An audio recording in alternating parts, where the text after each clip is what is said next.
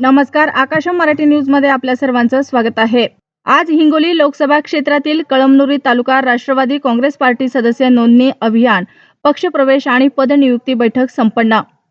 या बैठकीत मी कार्यकर्ता आगामी जिल्हा परिषद पंचायत समिती तसेच नगरपालिका निवडणुकी संदर्भात तसेच सदस्य नोंदणी जिल्हाभरात कशी जास्तीत जास्त करता येईल व गाव तेथे शाखा, घर तेथे राष्ट्रवादीचा कार्यकर्ता तयार करण्यासाठी सूचना दिल्या आणि संघटनात्मक मार्गदर्शन केले व पदाधिकारी नियुक्ती पत्र व पक्ष प्रवेश पार पडला।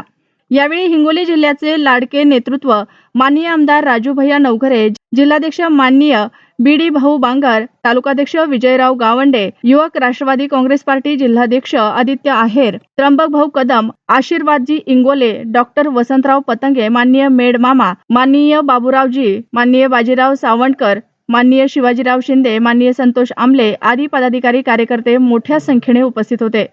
रामदास पाटील सुमठानकर, प्रदेश कार्याध्यक्ष दिव्यांग सेल, राष्ट्रवादी काँग्रेस पार्टी महाराष्ट्र राज्य।